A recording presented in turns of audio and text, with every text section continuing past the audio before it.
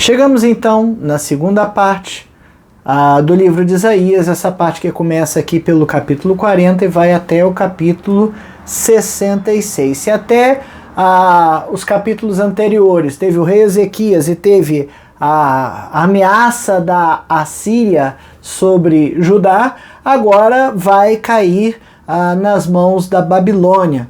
Judá e Israel vai ser levado cativo para a Babilônia.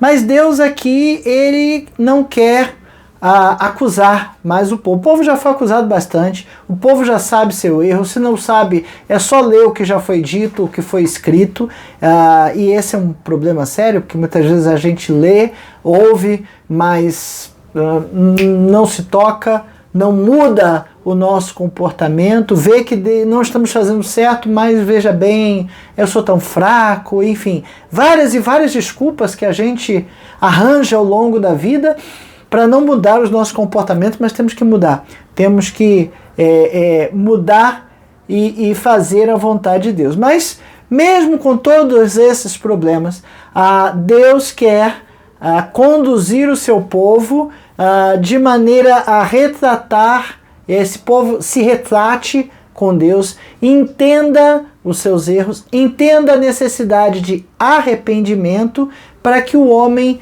volte a ter um relacionamento com Deus, ok? Então esses capítulos de 44 a 66, nosso autor coloca aqui, é um profundo manifesto de esperança e redenção para o povo de Israel. Então as palavras são palavras de alento, são palavras, olha, vocês erraram, mas eu vou render, eu sou o redentor, né? Eu que rendo vocês, eu que sou o salvador de vocês, eu vou providenciar, eu vou estar com vocês, eu vou curar, eu vou. Então são palavras que trazem esperança, alento. Tá? Tem problema? Tem. Vocês estão no meio do problema? Eu sei, mas vocês foram culpados. Mas tudo bem, não vou falar disso agora. O que eu vou falar é que eu estou com vocês. E ele cita aqui três temas que são tratados nessa segunda parte. A primeira, a grandeza de Deus no que tange a consolação. Deus consolando o seu povo, apesar dos problemas que eles estão sofrendo. Isaías 40 até o Isaías 48, é essa consolação. E essa consolação enfatiza uma promessa de redenção. Deus promete que vai render o seu povo. O seu povo é cativo, tá? Então, se lá no Novo Testamento a gente usa o termo render, né, foi rendido, né, comparando com a escravidão do pecado, aqui o povo é escravo da Babilônia, é escravo dos assírios, ok? Então enfatizando a rendição, a redenção prometida. Então consola, 40 a 48, Deus consola o povo porque tem uma promessa de redenção. Aí, numa segunda parte, do 49 ao 57, a graça de Deus, graça, favor imerecido. Você acha que tem tempo da lei e tempo da graça? Não, aqui ó, em Isaías, no tempo da lei, Deus está falando de uma graça, ok? Então a salvação é de graça e é uma graça que Deus dá. Deus vai fazer isso mesmo que o povo não merecesse. Aliás, o povo não merece, nós não merecemos porque somos pecadores. Graça de Deus na salvação, ênfase na redenção providenciada. Então, se era redenção prometida, ok? O consolo é porque havia uma redenção, a graça é na salvação, porque já tem uma redenção providenciada. E depois do 58 ao 66, a glória de Deus na restauração com enfoque na redenção terminada. Quando terminar a redenção, nós teremos corpos glorificados na eternidade, né? Esse é o final do plano de salvação. O plano de salvação, quando o homem pecou, Deus colocou um plano de salvação em prática, culminou no primeiro momento com a vinda do seu filho, morreu por nós, perdoou os nossos pecados, e ainda haverá a volta de Jesus e toda aquela parte prevista lá no Apocalipse, até que nós seremos glorificados, salvos, seremos glorificados, ok? Então estas passagens todas são cobertas por temas como libertação, restauração e a vinda de um servo que trará justiça. Está falando de Jesus. Aliás, é no meio dessa passagem aqui, né, que Isaías leu lá, que Jesus leu Isaías, né, o Espírito de mim, o Espírito do Senhor está sobre mim, porque o Senhor me ungiu a consolar, e essa leitura, esse texto fala sobre mim. Então é no meio disso aqui, é o servo, né, que vai trazer justiça, apontando o quê? A figura messiânica. Aqui, Isaías, ainda 700 anos antes de Cristo, não tem a figura de Jesus, não tem a história de Jesus. Jesus só apareceu 700 anos depois. Então, é uma profecia de uma figura messiânica que vai se concretizar em Jesus, e ele vai ser um farol, uma direção, uma bússola para as nações, ok?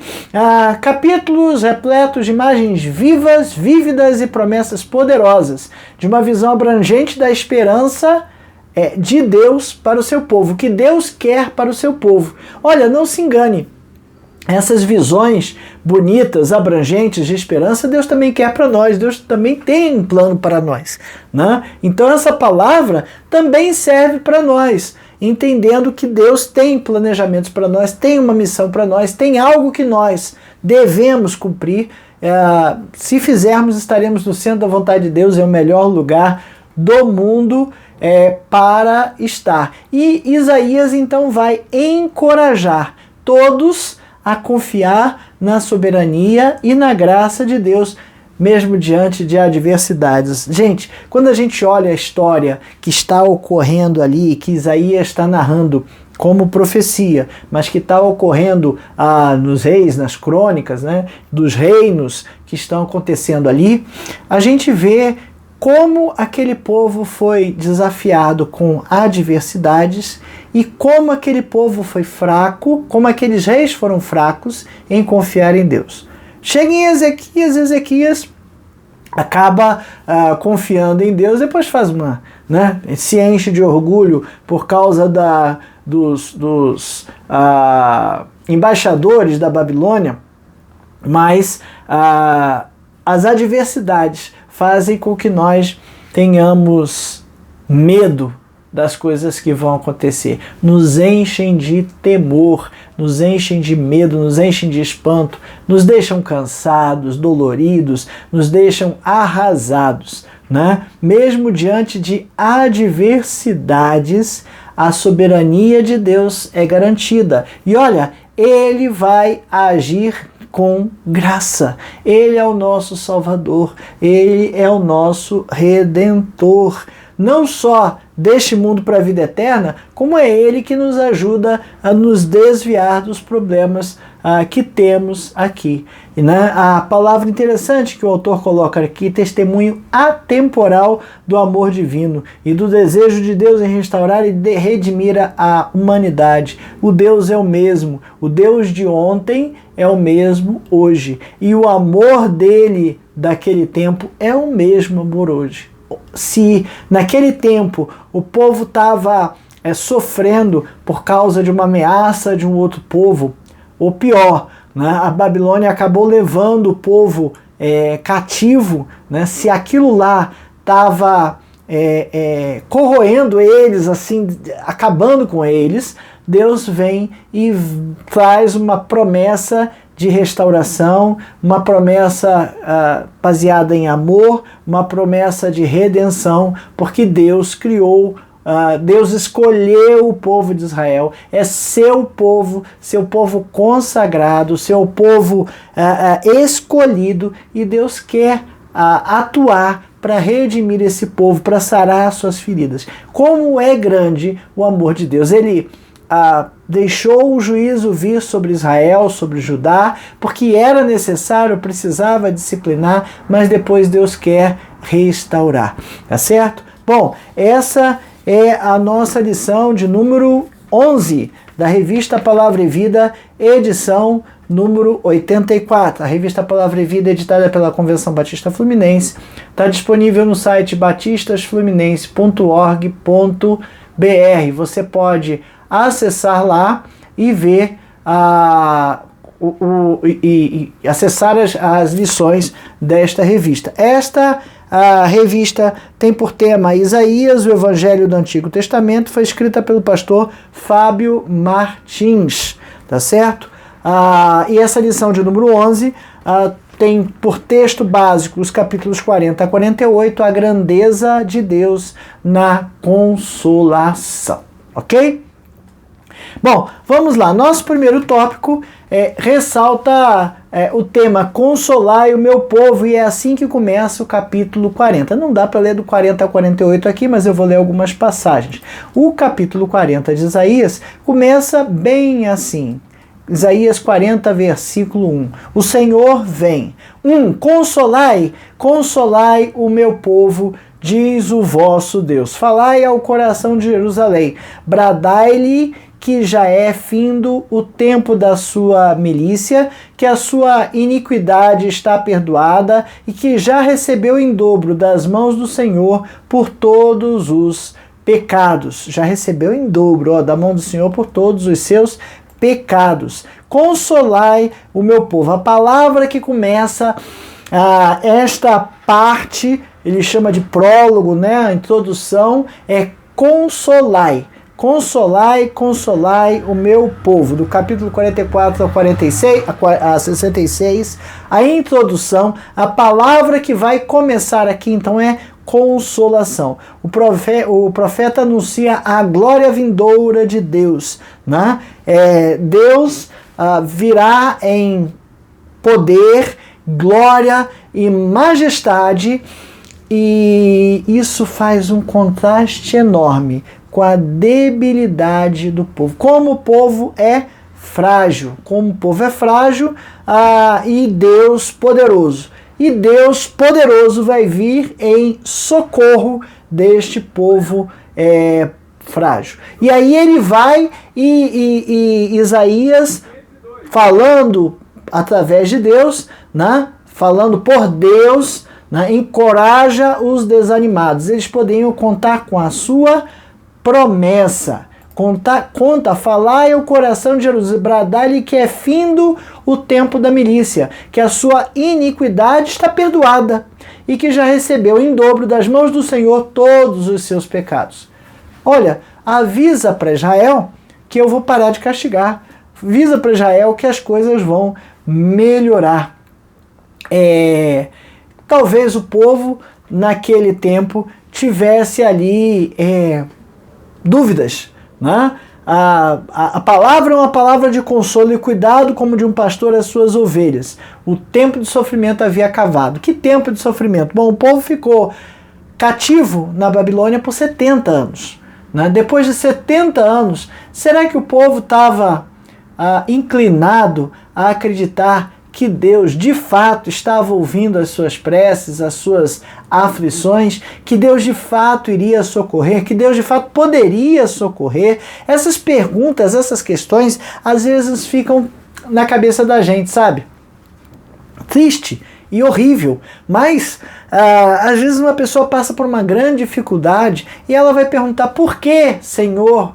Para quê? Onde tu estás? E sente ali uma aflição tão tamanha que chega a duvidar, chega a não ter fé de que Deus pode sim fazer todas as coisas. Deus pode mesmo fazer tudo o que ele diz. 70 anos de escravidão, será que Deus pode mesmo nos livrar da Babilônia? Era a dúvida. E aí Isaías vai lembrar, né, que o Senhor levantou governantes e reduziu a posse. Se a Assíria fez o que fez, foi pela pela permissão de Deus. Deus deixou, porque precisava disciplinar o seu povo. Né? Ele deixou que o povo fosse levado para a Babilônia, deixou que isso acontecesse, assim como deixou que Israel acabasse. Tá certo? Israel fosse deixado, fosse exterminado. Será que o povo ainda confiava em Deus? Será que assim, à luz da majestade de Deus, será que o povo, tá bom, ele tem poder, mas nos abandonou, nos deixou, né? Isaías 40, 27. Por que, pois, dizes, ó Jacó, e falas, ó Israel, o meu caminho está encoberto ao Senhor, e meu direito passa desapercebido ao meu Deus? Por que o povo está dizendo, Deus não está se lembrando de mim, Deus não está me ajudando, Deus não é por mim, Deus não está vendo o que está acontecendo? Olha que absurdo, né? Mas essa era a exclamação do povo, né? Talvez dias de incredulidade, por tanto sofrimento que estava passando. Quando a gente vê um grande sofrimento, uma terra grandemente abatida por alguma tragédia, a gente tende a pensar que aquela terra está sendo castigada, e às vezes até mesmo está. Quem somos nós para dizer que sim ou que não? E aquele povo, mesmo crente, muitas vezes fica, vou falar de dúvida, né? Mas fica assim com o coração abalado. Será que Deus esqueceu da gente? Ou será que ele realmente existe? Será que ele realmente pode fazer? Essas dúvidas são complicadas, são difíceis, mas a gente precisa ter esperança em Deus e entender que o tempo é dele. As coisas vão acontecer no tempo dele, né? Certamente Deus iria cumprir os seus propósitos na vida de Israel e iria sim renovar as suas forças dias após dias. Mas uma notícia estava sendo trazida aqui por Isaías ao povo. O dia da libertação, o dia da renovação espiritual, o dia da coisa toda mudar, iria acontecer. Já estava chegando, né? Findando ali os 70 anos, Deus providenciou que Jeremias voltasse com o povo, né? Neemias voltasse para reconstruir os muros, Jeremias voltasse para reconstruir o templo e a coisa mudasse de figura, né? O dia da libertação estava chegando. O capítulo 41 registra isso, né? Que o livramento estava por vir, mas que Deus era o seu protetor e soberano. Vamos lá no 41, os 7 primeiros versículos. Deus suscita o Redentor. Calai-vos perante mim, ó ilhas, e os povos renovem as suas forças. Cheguem-se e então falem, cheguemo-nos e pleiteemos juntos. Quem suscitou do Oriente, aquele a cujos passos segue a vitória? Quem faz que as nações se lhe submetam e que lhe calque os pés os reis, e com a sua espada os transforme em pó e com o seu arco em palha para que o vento arrebata? Em palha que o vento arrebata.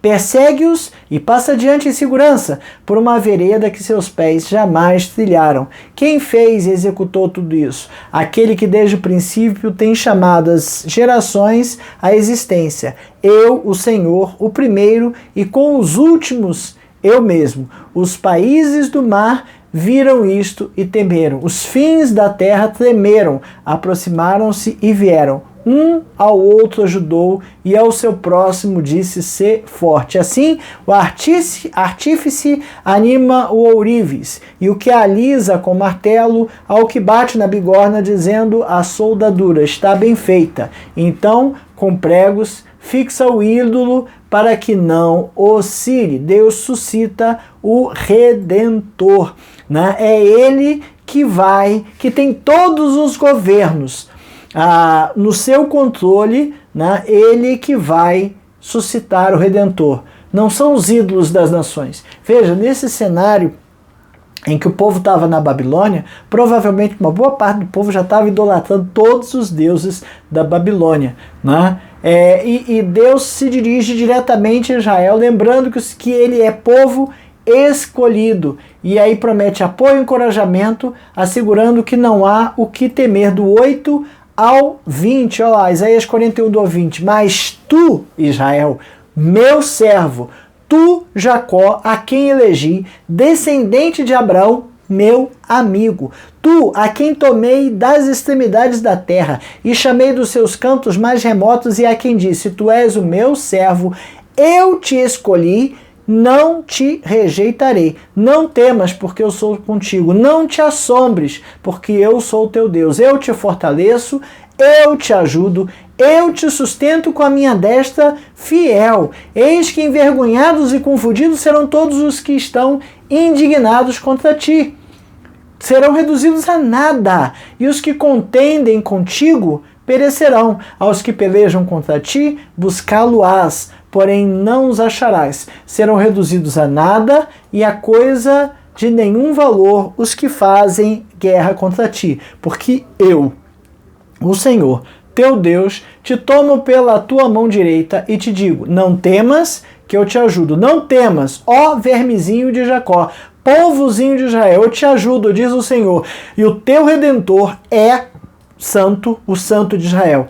Eis que farei de ti um trilho cortante e novo, armado de lâminas duplas. Os montes trilharás, e moerás os alteiros, e reduzirás a palha. Tu o padejarás, e o vento os levarás, e redemoinhos espalharás, e tu alegrarás no Senhor, e te gloriarás no Santo de Israel. Os aflitos e necessitados buscam águas, e não as há, e a sua língua se seca de sede, mas eu, o Senhor, os ouvirei. Eu, o Deus de Israel, não os desampararei. Abrirei os rios nos altos desnudos e fontes no meio dos vales. Tornarei o deserto em açudes de água e a terra seca em mananciais. Plantarei no deserto o cedro, a acácia, a murta e a oliveira, conjuntamente, porém, no ermo cipreste, no olmeiro e o bucho, para que todos vejam e saibam, considerem e juntamente entendam que a mão do Senhor fez isso e o Santo de Israel criou, ok?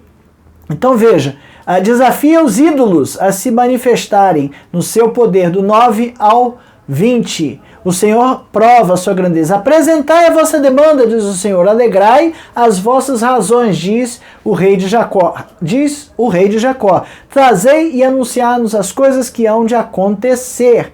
Relatai-nos as profecias anteriores, para que atendamos a...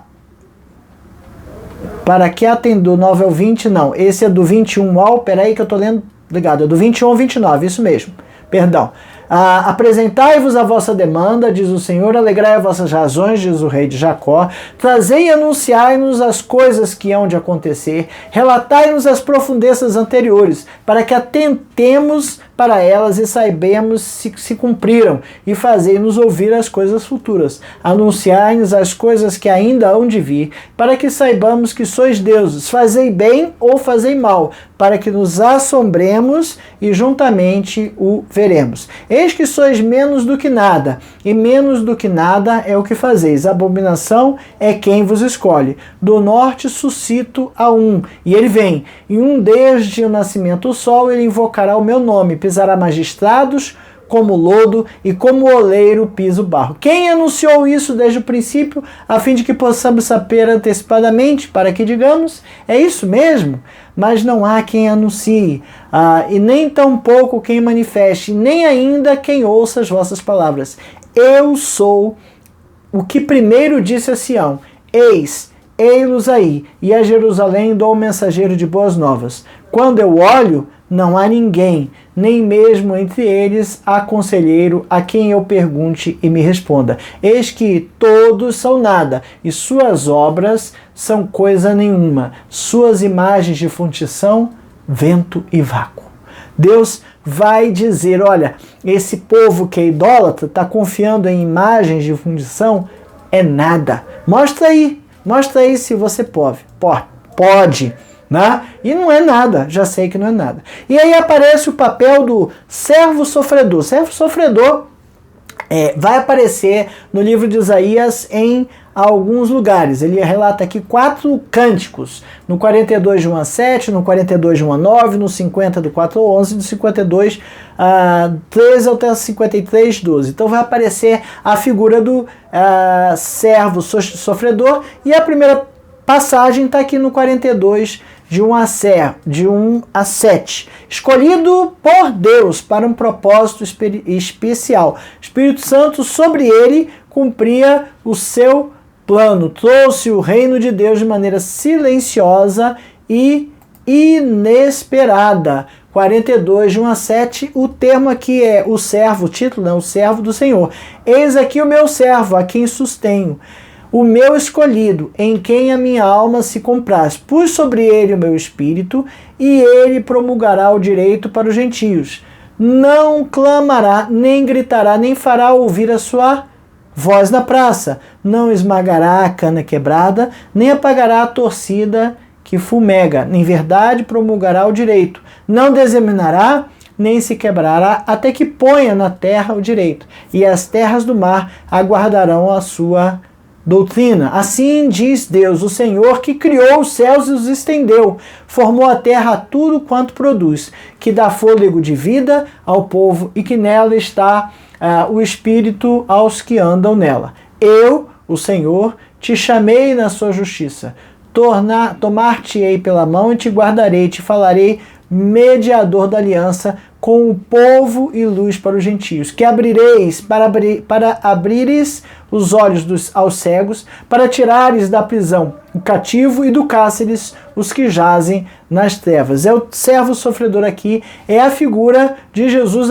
assim, nesse momento, em 700 anos de Cristo, como algo messiânico, algo Messias, que vai vir ainda, né?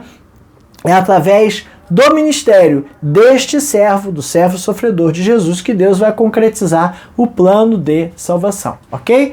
Nosso segundo tópico, então, vai falar Deus, o Santo de Israel, o teu Salvador. E aí, nos capítulos 43 e 44, a gente vai ver uma série de promessas. Promessas de conforto, de proteção e de reafirmação da soberania de Deus. Tipo assim, lembra que Deus é soberano porque Ele está sobre todos. O povo registra que o temor das circunstâncias não deveria existir, né? O profeta registra que o temor das circunstâncias não deveria existir na vida do seu povo. Não temas, pois eu te redimi. Assim começa o capítulo 43.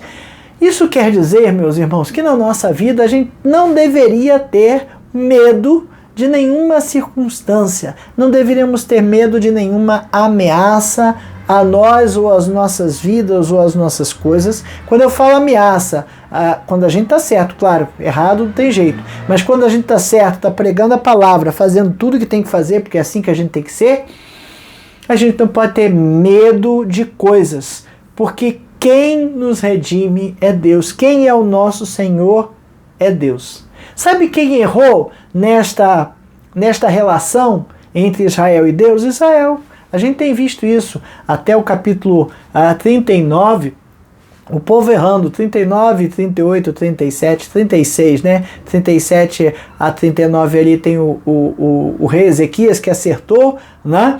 Mas acertou, depois errou com seu orgulho relacionado ali aos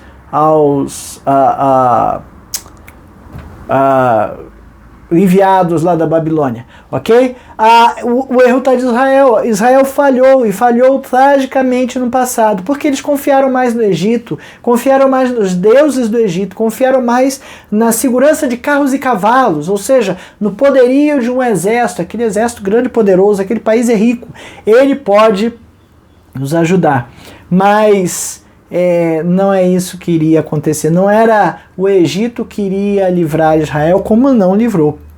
Quem iria livrar Israel era o Senhor, né? O Senhor é que é o seu Redentor. Não Demas, porque eu te redimi. Já no passado, ele já fala no passado, né? E Deus está presente em todas as dificuldades. Isaías 43, 2 é um versículo que a gente gosta muito e é uma realidade, porque Deus continua presente em nossas vidas. Quando passares pelas águas, eu serei contigo. Quando pelos rios, eles não te submergirão. Quando passares pelo fogo, não te queimarás, nem chama arderá em ti. O que ele está falando aqui não é para você se jogar no fogo ou se jogar na água sem saber nadar. Não é isso, né? Ele está falando dos perigos e riscos e das coisas que afetam a vida das pessoas, a ameaça de um país ali, a Síria, que era idólatra, ameaçando destruir, matar, e era uma guerra de deuses, né? A guerra entre países era uma guerra de deuses na concepção daquele povo do Oriente. E Deus está dizendo que não, olha, lembra que quem está com vocês sou eu e eu sou poderoso. Eu estou com vocês em todas as dificuldades. Essa promessa serve para a gente. Essa palavra de Deus serve para nós em nossas vidas. Nas nossas dificuldades, Deus está conosco. Agora, perceba que às vezes a gente cria as nossas próprias dificuldades, né? Aí, poxa, ficar criando problema para Deus resolver fica muito difícil. A gente tem que ter cuidado para não fazer isso, né?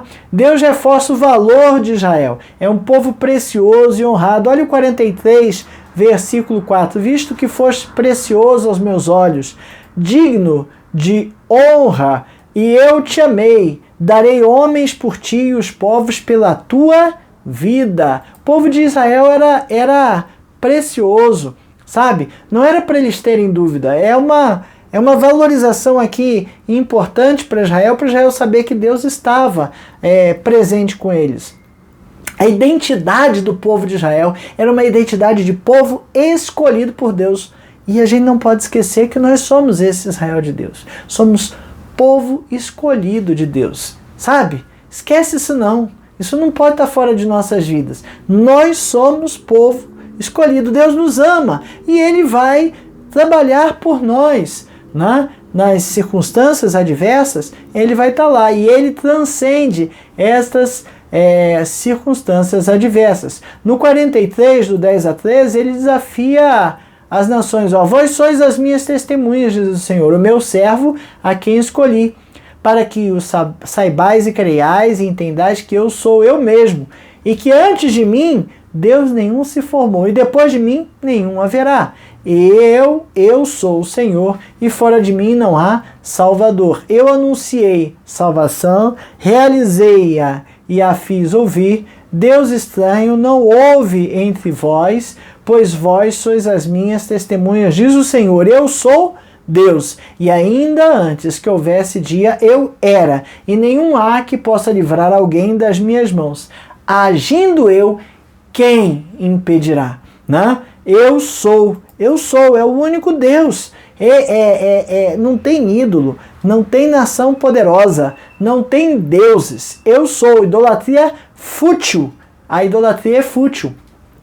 Cuidado, porque às vezes a gente tem idolatria de coisas ou de pessoas em nossos dias, né? Aquilo tira o tempo de Deus, a gente reputa como algo muito mais importante que Deus, e a gente precisa ter cuidado com isso, né? A singularidade do Senhor é destacada, fora dele não há salvação, é só Deus. A ameaça, diante da ameaça da Babilônia, do cativeiro da Babilônia, ficaram 70 anos lá, a promessa de coisas novas surge. No deserto surgirá um caminho, no ermo um rio. 43, 19. Eis que faço nova todas as coisas, que está saindo à luz. Porventura não o percebereis? Eis que porém um caminho no deserto e rios no ermo. Olha, eu vou resolver, eu estarei ali, tá certo? Deus continuará a enfatizar a sua relação com Israel em todo o capítulo 44, lembrando que eles foram escolhidos desde o ventre materno. Olha o 44:2. Assim diz o Senhor que te criou e te formou desde o ventre, e que te ajuda. Não temas, ó Jacó, meu servo, ó amado, a quem eu escolhi. Eu e você somos Israel de Deus. Se você é crente, se aceitou Cristo como seu único, suficiente Salvador, somos Israel de Deus, somos escolhidos por Ele. E a promessa é para nós, tá certo?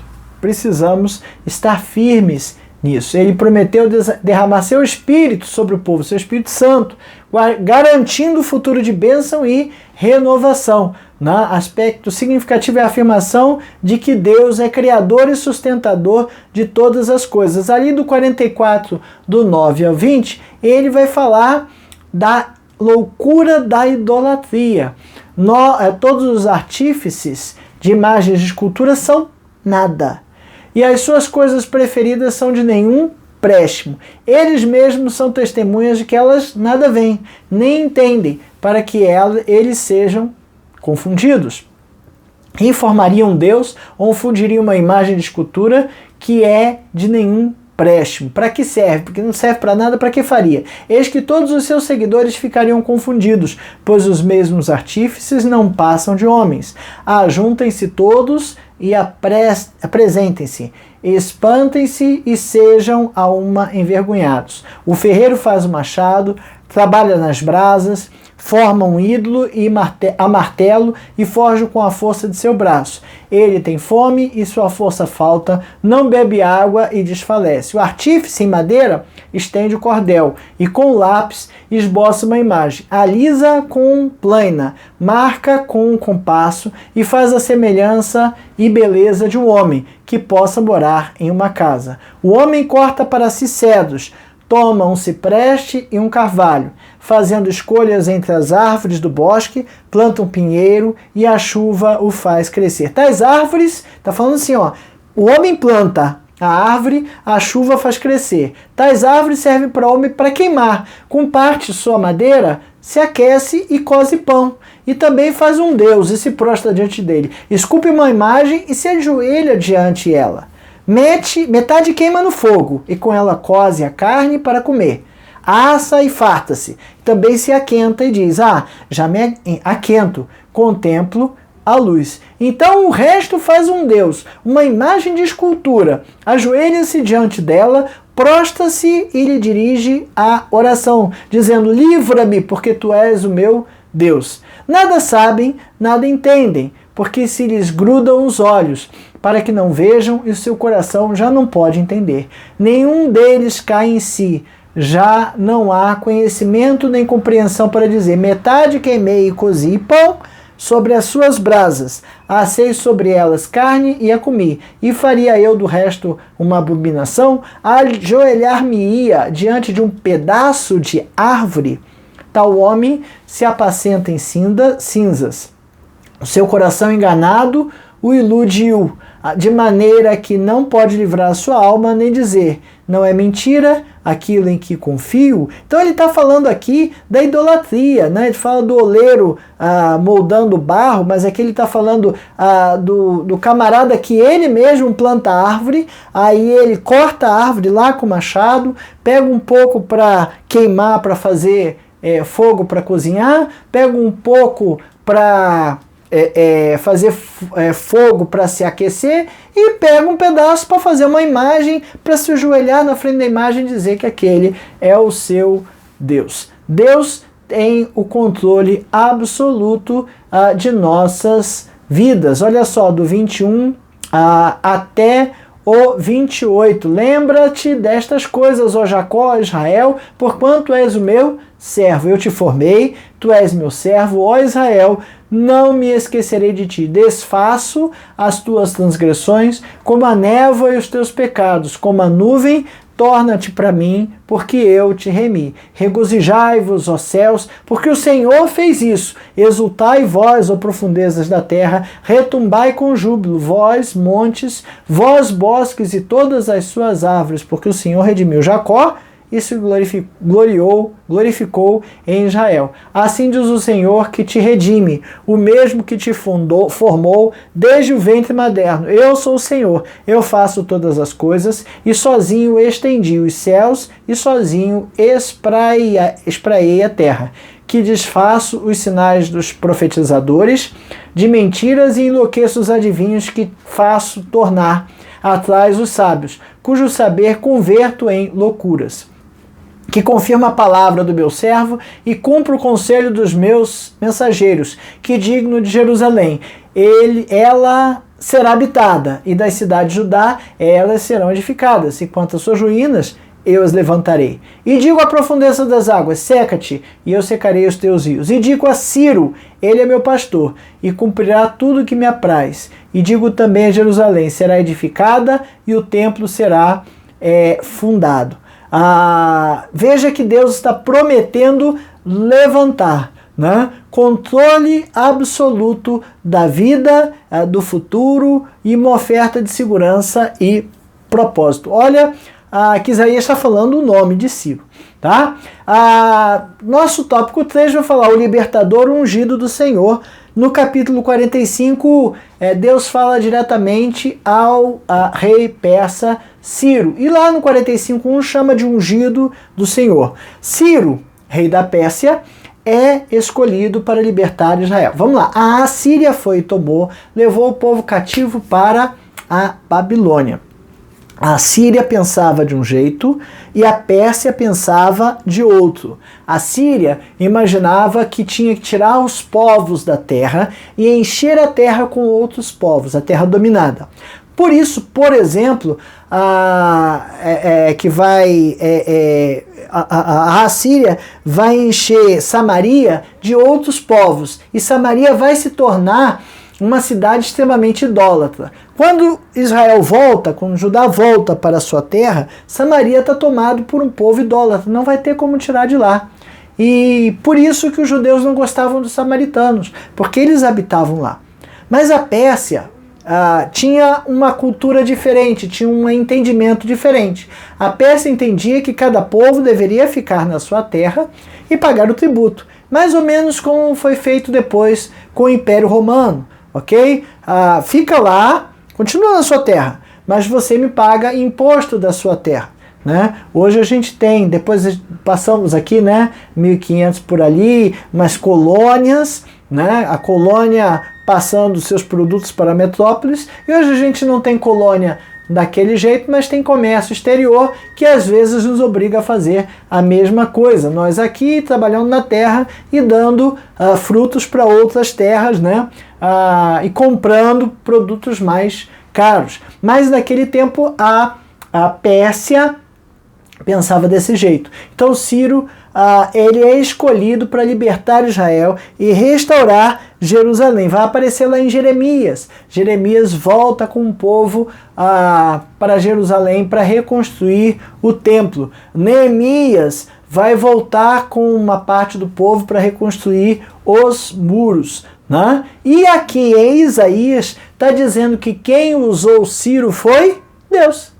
Deus usou Ciro para libertar Israel e para restaurar Jerusalém. Mostrando o quê? Que Deus usa quem Ele quer, do jeito que Ele quer, da forma como Ele quer, para cumprir os seus planos. Né? Não há outro Deus além dele, é soberano. Né? 45:5. Todas as nações reconhecerão a sua grandeza e se dobrarão o seu joelho. 45:23. A queda da Babilônia e os seus ídolos é retratado nos capítulos 46 e 47. Ídolos incapazes de salvar aquele povo. Ídolos incapazes de fazer nada. Deus promete, Isaías 46:4, carregar o povo, né, e o sustentar até a velhice, até a vossa velhice. Eu serei o mesmo, e ainda até as cãs eu vos carregarei. Já o tenho feito. Levar-vos-ei, pois, carregar-vos-ei e vos salvarei, né, até a velhice. Deus está falando, olha, eu serei o seu Deus até a sua velhice. E na velhice a gente precisa mais apoio, né?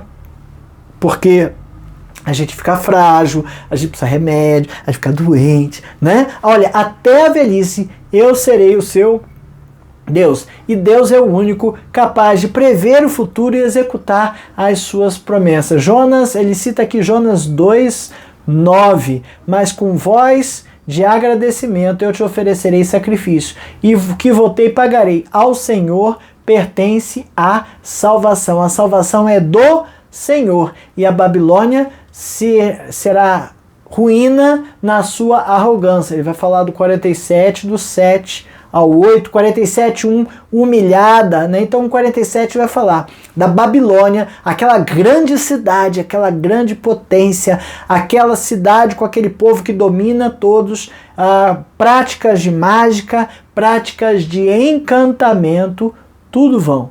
O Senhor executará o seu juízo, 45, 12 e 13. Né? E em Isaías 48, o profeta convoca Israel a ouvir e a entender a palavra do Senhor.